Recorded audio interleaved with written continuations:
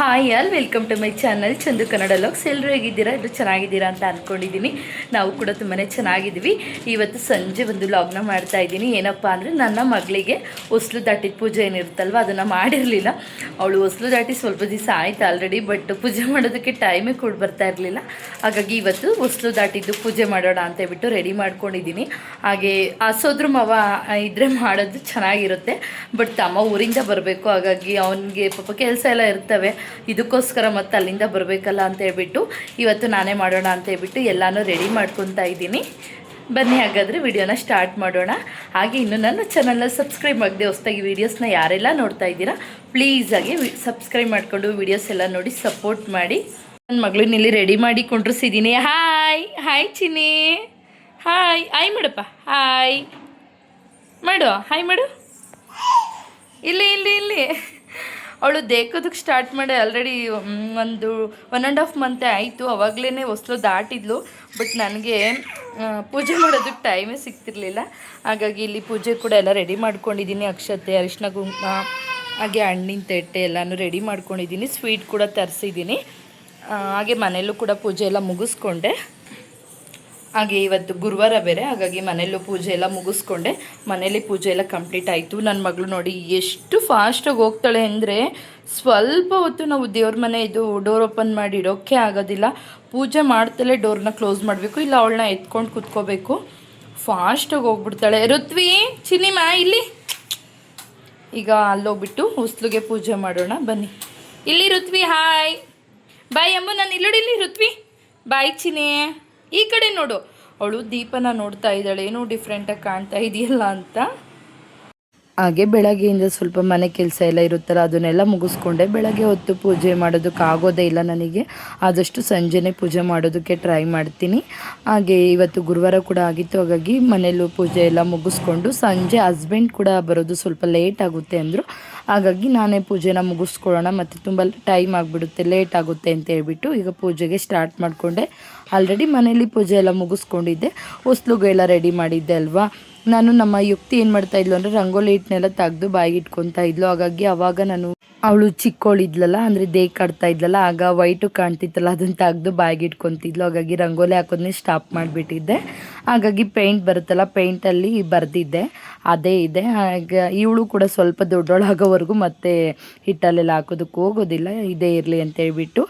ಹಾಗೆ ನಾನು ಅಲ್ಲಿಂದ ಅವಳು ಬರಲಿ ಪೂಜೆ ಮಾಡೋಣ ಅಂತ ಮಾಡ್ತಾಯಿದ್ರು. ಅವಳು ಫಾಸ್ಟಾಗೆ ಬಂದು ಬಿಡ್ತಾಳೆ, ಅಂದರೆ ದೇಕೋದಕ್ಕೆ ಸ್ಟಾರ್ಟ್ ಮಾಡಿ ತುಂಬ ದಿನ ಆಯ್ತಲ್ಲ, ಬೇಗನೆ ಹೊಸ್ಲು ದಾಟ್ಬಿಡ್ತಾಳೆ.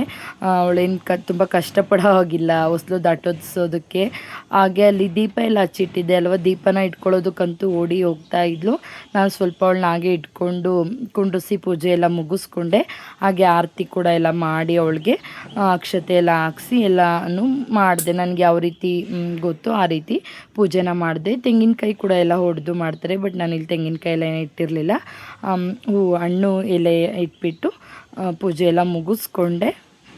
ಹಾಗೆ ಸೋದ್ರ ಮಾವ ಇದ್ದರೆ ಸೋದ್ರ ಮಾವನ ಹತ್ರನೇ ಪೂಜೆ ಎಲ್ಲ ಮಾಡಿಸ್ತಾರೆ. ಊರಿಂದ ಬರಬೇಕಿತ್ತಲ್ಲ ಅವನು, ಹಾಗಾಗಿ ನಾನೇ ಇಲ್ಲಿ ಇವತ್ತು ಪೂಜೆನ ಮಾಡಿದೆ. ತುಂಬಾ ಖುಷಿಯಾಗುತ್ತೆ ಅಲ್ವಾ, ಮಕ್ಕಳು ಒಂದೊಂದು ಸ್ಟೆಪ್ಪು ಯಾವ ರೀತಿ ಇದು ಬೇಗ ಬೇಗ ದೊಡ್ಡವರಾಗ್ತಾ ಇರ್ತಾರೆ ಅಂತ ಅನಿಸುತ್ತೆ.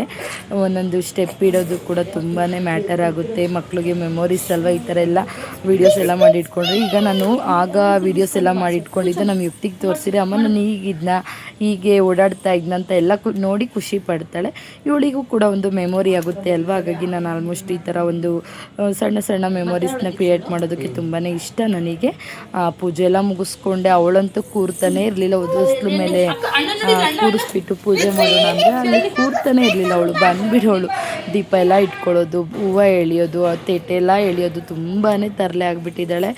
ಅಂದರೆ ಕೂತಿದ್ದ ಹತ್ರ ಅಂತೂ ಒಂದು ನಿಮಿಷನೂ ಕೂರೋದಿಲ್ಲ, ಈ ರೀತಿ ಎಲ್ಲ ಮಾಡ್ತಾ ಇರ್ತಾಳೆ. ಹಾಗೆ ಮಾತಾಡಿಸ್ಕೊಂಡು ಅವಳಿಗೆ ಸ್ವಲ್ಪ ಒಂದು ಸ್ವೀಟ್ ಬೇರೆ ಕೈಗೆ ಕೊಟ್ವಿ. ಆ ಸ್ವೀಟ್ ಇಟ್ಕೊಂಡು ಕೂತಿದ್ಲು. ಪೂಜೆ ಎಲ್ಲ ಮುಗಿಸ್ಕೊಂಡು ಅಕ್ಷತೆ ಎಲ್ಲ ಹಾಕಿ ಅವಳಿಗೆ ಎಲ್ಲ ಆಶೀರ್ವಾದ ಮಾಡಿ ಅಲ್ಲಿ ಕರೆದ್ಬಿಟ್ಟು ಮುತ್ತೈದೆಯವ್ರಿಗೆ ಅರಿಶಿನ ಕುಂಕುಮ ಕೂಡ ಎಲ್ಲನೂ ಕೊಟ್ಟು ಈ ರೀತಿ ಹೊಸ್ಲು ಪೂಜೆನ ಮಾಡಿದೆ. ನಿಮ್ಮ ಕಡೆ ಎಲ್ಲ ಯಾವ ರೀತಿ ಮಾಡ್ತೀರಾ ಅಂತ ಕಮೆಂಟ್ ಮಾಡಿ. ಹಾಗೆ ಅಂದರೆ ದೀಪ ಕೂಡ ಆರತಿ ಕೂಡ ಮಾಡಿ ಕೆಂಪು ನೀರೆಲ್ಲ ಮಾಡಿ ದೃಷ್ಟಿ ಕೂಡ ಎಲ್ಲ ತೆಗ್ದೆ. ಅವಳಿಗೆ ಏನು ನಾನು ಡ್ರೆಸ್ನ ವೇರ್ ಮಾಡಿದ್ದೀನಲ್ವ, ಇದು ಬಂದು ನಮ್ಮ ಅಜ್ಜಿ, ಅಂದರೆ ಅವಳಿಗೆ ಮುತ್ತಜ್ಜಿ ಆಗಬೇಕು, ನಮ್ಮಮ್ಮ ಅವರ ಚಿಕ್ಕಮ್ಮ. ಆ ಅಜ್ಜಿ ನನಗೆ ಸ್ಟಿಚ್ ಮಾಡಿಬಿಟ್ಟು ತಂದು ಕೊಟ್ಟಿದ್ರು. ಅವಳನ್ನ ನೋಡೋದಕ್ಕೆ ಬಂದಾಗ ಅವರು ಸ್ಟಿಚ್ ಮಾಡಿ ತಂದು ಕೊಟ್ಟಿದ್ರು. ತುಂಬಾ ಕ್ಯೂಟಾಗಿ ಚೆನ್ನಾಗಿತ್ತು, ಹಾಗಾಗಿ ಅದನ್ನೇ ವೇರ್ ಮಾಡಿದ್ದೆ. ತುಂಬ ಚೆನ್ನಾಗಿ ಕಾಣ್ತಾ ಇದ್ಲು ನೋಡಿ. ಈಗ ಅಲ್ಲಿ ಬಿಟ್ಟಿದ್ದೀನಿ ಎಷ್ಟು ಫಾಸ್ಟಾಗಿ ಬರ್ತಾಳೆ ಅಂತ.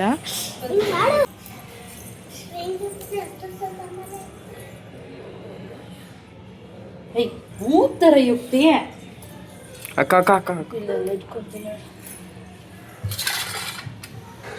ಹಾಗೆ ನಾನು ದೀಪ ಹಚ್ಚಿಟ್ಟು ಮತ್ತು ಉದ್ಗಡ್ಡಿ ಎಲ್ಲ ಹಚ್ಚಿಟ್ಟಿದ್ದೆಲ್ಲ ಅದನ್ನೆಲ್ಲ ಇಟ್ಕೊಳ್ಳೋದಕ್ಕೆ ಲೈಟ್ ಬರ್ತಿತ್ತಲ್ಲ, ಏನೋ ಇದೆ ಇಲ್ಲಿ ಅಂತ ಹೇಳ್ಬಿಟ್ಟು ಅದನ್ನೆಲ್ಲ ಎಳಿಯೋದಕ್ಕೆ ಬರ್ತಾಯಿದ್ಲು.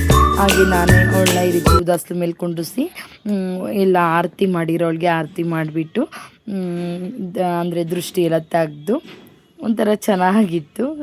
ಸಿಂಪಲ್ಲಾಗಿ ಈ ರೀತಿ ಪೂಜೆನ ಮಾಡಿಕೊಂಡೆ ನಾನು. ತುಂಬ ಚೆನ್ನಾಗಾಯಿತು. ನನ್ನ ಮಗಳು ಹೇಗೆ ಕಾಣ್ತಾ ಇದ್ದಾಳೆ ಅಂತ ಕಮೆಂಟ್ ಮಾಡಿ ತಿಳಿಸಿ. ಹಾಗೆ ನೋಡ್ತಾ ಇರ್ಬೋದು, ಸ್ವಲ್ಪ ಹೊತ್ತು ಕೂರ್ತಾನೆ ಇರಲಿಲ್ಲ ಅವಳು ಹೋಗಬೇಕು, ಎಲ್ಲನೂ ಎಳಿಬೇಕು.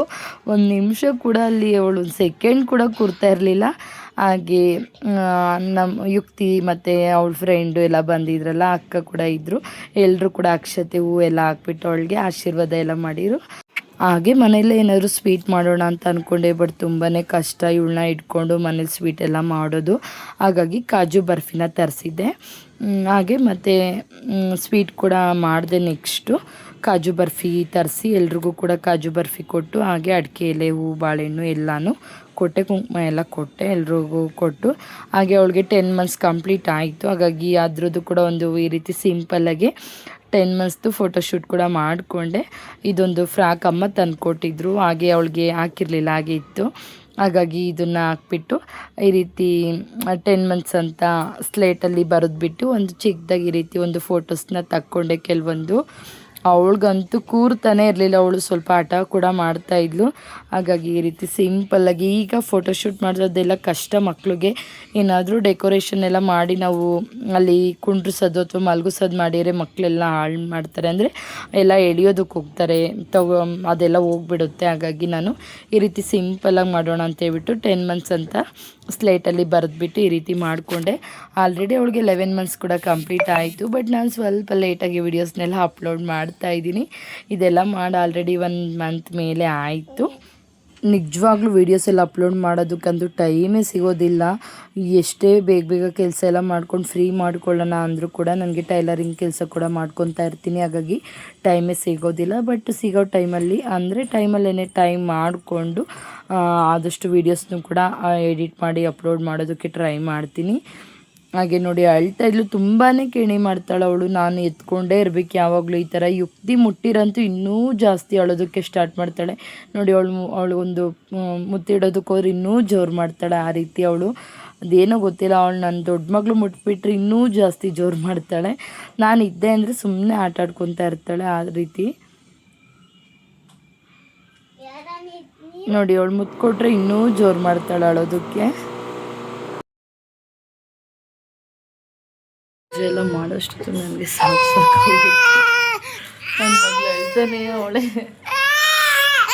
ನಮ್ಮ ಬಾರಪ್ಪ ಬಾ,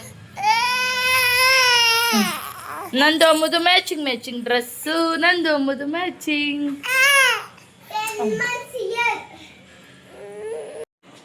hi all, welcome back to my channel. ನಿನ್ನೆ ನನ್ನ ಮಗಳದ್ದು ಹೊಸ್ಲು ದಾಟಿದ ಪೂಜೆ ಎಲ್ಲ ಮಾಡಿದೆ. ಬಟ್ ಅವಳು ಹೊಸ್ಲು ದಾಟಿ ತುಂಬ ದಿನವೇ ಆಗಿತ್ತು, ನನಗೆ ಪೂಜೆ ಮಾಡೋದಕ್ಕೆ ಟೈಮ್ ಆಗಿರಲಿಲ್ಲ. ಹಾಗಾಗಿ ನಿನ್ನೆ ಮಾಡಿಕೊಂಡೆ. ಹಾಗೆ ಇವತ್ತು ಬೆಳಗ್ಗೆ ಸ್ವಲ್ಪ ಯಾಕೋ ನನಗೆ ಹೆಲ್ತು ಸಪೋರ್ಟ್ ಮಾಡ್ತಾ ಇರಲಿಲ್ಲ. ತುಂಬಾ ಬಾಡಿ ಪೇಯ್ನು, ಏನೋ ಒಂಥರ ಕೆಲಸ ಮಾಡೋಕ್ಕೆ ಇಂಟ್ರೆಸ್ಟ್ ಇರಲಿಲ್ಲ. ಹಾಗಾಗಿ ಬೆಳಗ್ಗಿಂದ ಏನೂ ಕೆಲಸ ಮಾಡಿರಲಿಲ್ಲ. ಟಿಫನ್ ಮಾಡಿ ಕಳಿಸ್ದೆ ಅವ್ರನ್ನ, ಯುಕ್ತಿನ ರೆಡಿ ಮಾಡಿ ಸ್ಕೂಲಿಗೆ ಕಳಿಸ್ದೆ. ಆಮೇಲೆ ಸ್ವಲ್ಪ ನಾನು ಕೂಡ ಮಾತ್ರೆ ಎಲ್ಲ ತೊಗೊಂಡು ರೆಸ್ಟ್ ಮಾಡಿದೆ. ಹಾಗೆ ಮಧ್ಯಾಹ್ನ ಅಡುಗೆ ಕೂಡ ಮಾಡಿರಲಿಲ್ಲ. ಹಸ್ಬೆಂಡ್ ಫೋನ್ ಮಾಡಿದ್ರು, ಅವ್ರಿಗಿನ್ನ ಅಡುಗೆ ಆಗಿಲ್ಲ ಅಂದೆ. ಪಾಪ ಅವರು ಹೊರಗಡೆ ಊಟ ತಿನ್ಕೊತಾರೆ ಅಂತ ಮತ್ತೆ ನಮ್ಮ ಮನೇಲಿ ಅಡುಗೆ ಮಾಡಿದೆ. ಮಗಳು ಬರ್ತಾಳಲ್ಲ, ಬನ್ನಿ ಅಂದೆ. ಅವ್ರು ಲೇಟ್ ಆಗುತ್ತೆ ಬಿಡು ಅಂತ ಅಂದು ನಾನು ಮೊದಲೇ ಮಲ್ಕೊಂಡಿದ್ದೆ ಅಲ್ವ ಬೆಳಗ್ಗೆನೇ, ಹಾಗಾಗಿ ಅವರು ಮತ್ತು ನನಗೂ ಕೂಡ ಪಾರ್ಸಲ್ ತೊಗೊಬಂದು ಕೊಟ್ಟರು.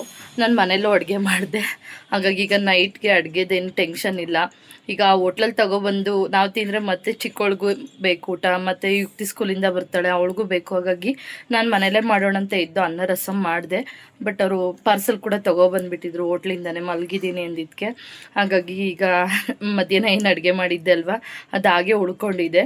ಈಗ ನೈಟ್ ಅಡುಗೆಗೇನು ಟೆನ್ಷನ್ ಇಲ್ಲ, ಈಗ ಸ್ವಲ್ಪ ಆರಾಮಾದೆ ಅಂತ ಅನ್ನಿಸ್ತು. ಹಾಗಾಗಿ ಈಗ ಸ್ವಲ್ಪ ಏನಾದ್ರು ಕೆಲಸ ಮಾಡೋಣ ಅಂತ ಹೇಳ್ಬಿಟ್ಟು ಎಲ್ಲನೂ ರೆಡಿ ಮಾಡ್ಕೊತಾ ಇದ್ದೀನಿ. ಸೀರೆ ಇತ್ತು, ಸೀರೆಗೆ ಇಬ್ರಿಗೂ ಮಕ್ಳಿಗೆ ಡ್ರೆಸ್ನ ಸ್ಟಿಚ್ ಮಾಡೋಣ ಅಂತ ಹೇಳ್ಬಿಟ್ಟು ಈಗ ನೈಟ್ ಇನ್ನೇನು ಸ್ಟಿಚ್ ಮಾಡೋಣ, ಹಸ್ಬೆಂಡ್ ಬಂದಮೇಲೆ ಮಗಳನ್ನ ನೋಡ್ಕೊತಾರೆ ಅಂತ ಹೇಳ್ಬಿಟ್ಟು ರೆಡಿ ಮಾಡ್ಕೊತಾ ಇದ್ದೀನಿ. ಹಾಗೆ ಅದ್ರದ್ದು ಫುಲ್ ವೀಡಿಯೋಸ್ ಕೂಡ ಮಾಡಿಕೊಂಡು ಅಪ್ಲೋಡ್ ಮಾಡ್ತೀನಿ. ಇಂಟ್ರೆಸ್ಟ್ ಇರೋರು ಒಂದ್ಸರಿ ನನ್ನ ವೀಡಿಯೋಸಲ್ಲಿ ಸಿಗುತ್ತೆ, ಚೆಕ್ ಮಾಡ್ಬೋದು. ಹಾಗೆ ಇನ್ನು ನನ್ನ ಚಾನಲ್ನ ಸಬ್ಸ್ಕ್ರೈಬ್ ಆಗದೆ ನೋಡ್ತಾ ಇದ್ದರೆ ಪ್ಲೀಸ್ ಹಾಗೆ ಸಬ್ಸ್ಕ್ರೈಬ್ ಮಾಡ್ಕೊಳ್ಳಿ. ಹಾಗೆ ಮೀಶೋದಲ್ಲಿ ಕೆಲವೊಂದೆಲ್ಲ ಐಟಮ್ನ ತರಿಸಿದ್ದೆ, ಅದನ್ನ ಯಾವ ರೀತಿ ಇದೆ ಏನು ಅಂತ ತೋರಿಸ್ತೀನಿ ಬನ್ನಿ. ನನ್ನ ಮಗಳು ಮಲ್ಕೊಂಡಿದ್ಲ, ವಿಡಿಯೋಸ್ ಮಾಡೋಣ ಅಂತ ನಾನು ಎದ್ದೆಲ್ಲ ಸ್ವಲ್ಪ ಫ್ರೆಶ್ ಅಪ್ ಆಗಿ ರೆಡಿ ಮಾಡ್ಕೊತಾ ಇದ್ರೆ ಎದ್ದೇ ಬಿಟ್ಲು. ಸರಿ, ಅವಳು ಆಟ ಆಡ್ತಾ ಇರ್ತಾಳೆ, ನಾನು ವಿಡಿಯೋ ಮಾಡ್ಕೊತೀನಿ. ಹಾಗೆ ಹಾಯ್ ಮಾಡು ಯುಕ್ತಿ.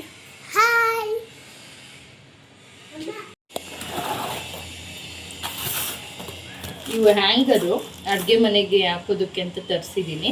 ಹಾಗೆ ಇದು ಸ್ಟಿಕ್ಸ್ ಕೂಡ ತರಿಸಿದ್ದೀನಿ. ಇವನ್ನ ಟೈಲ್ಸ್ ಮೇಲೆ ಹಾಕ್ಬಿಟ್ಟು ನೀಟಾಗಿ ಕಚ್ಕೊಳ್ಳುತ್ತಿದ್ದು, ಹಾಗಾಗಿ ತರಿಸಿದ್ದೀನಿ. ನೋಡೋಣ, ಟ್ರೈ ಮಾಡೋಣ. ಒಂದು ಹಾಕಿ ನೋಡ್ತೀನಿ ಯಾವ ರೀತಿ ಕ್ವಾಲಿಟಿ ಎಲ್ಲ ಹೇಗಿದೆ, ಬಾಳಿಕೆ ಹೇಗೆ ಬರುತ್ತೆ ಅಂತ ಗೊತ್ತಾಗುತ್ತೆ.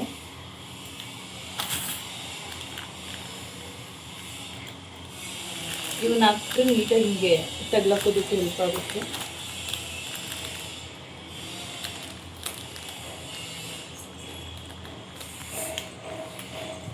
ಮಮ್ಮಿನೂ ಬರ್ತಾವಳೆ. ಬೈ. ಕಿಚನಲ್ಲಿ ಇಲ್ಲ ಹಾಕೊಳ್ಳೋಣ ಅಂತ ಅಂದ್ಕೊಂಡಿದ್ದೀನಿ. ಇಲ್ಲಿ ಗ್ಯಾಸ್ ಹತ್ರನೇ ಇದೆಯಲ್ಲ, ಹಾಗಾಗಿ ಇಲ್ಲಿ ಏನಾದ್ರು ಸ್ಪೂನು ಈ ಥರದ್ದೆಲ್ಲ ತಗ್ಲಾಕೊಳ್ಳೋದಕ್ಕೆ ಆಗುತ್ತೆ ಅಂತ ಹೇಳ್ಬಿಟ್ಟು ಈ ಪ್ಲೇಸಲ್ಲಿ ಹಾಕೋಣ ಅಂತ ಅಂದ್ಕೊಂಡಿದ್ದೀನಿ. ಈ ಕಡೆ ಹಾಕಿದ್ರೆ ಮಿಕ್ಸಿ ಇರುತ್ತೆ, ಹಾಗಾಗಿ ಇಲ್ಲಿ ಬೇಡ, ಈ ಕಡೆ ಹಾಕೊಳ್ಳೋಣ ಅಂತ ಹೇಳ್ಬಿಟ್ಟು.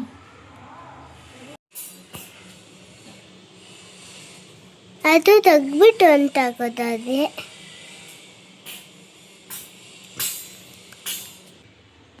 ಈ ಥರ ಚೆನ್ನಾಗಿದೆ ಅಂತ ಅನ್ನಿಸ್ತು, ಹಂಗಾಗಿ ಬುಕ್ ಮಾಡಿದ್ದೆ. ಹೋಗಿ ಅಮ್ಮಿನ ನೋಡೋಗ, ನೋಡೋಣ ಟೈಟಾಗಿ ಕೂರುತ್ತೆ ಅಂತ ಅಂದ್ಕೊಂಡಿದ್ದೀನಿ. ಹಾಗೆ ಪಾಪಗೊಂದು ವಾಟರ್ ಬಾಟ್ಲ್ ಕೂಡ ತರಿಸಿದೆ, ಸ್ಟೀಲ್ದು, ಅಂದರೆ ಎಲ್ಲಾದರೂ ಹೋದರೆ ನೀರೆಲ್ಲ ತೊಗೊಂಡೋಗೋದಕ್ಕೆ. ಹಾಗೆ ಇದು ಗ್ಲಾಸ್ ಥರ ಇರುತ್ತೆ, ಇದರಲ್ಲೂ ಕೂಡ ನೀರೆಲ್ಲ ಕುಡಿಸ್ಬೋದು. ಥ್ರೆಡ್ ಕೂಡ ಟೈಟಾಗಿ ಕೂರುತ್ತೆ.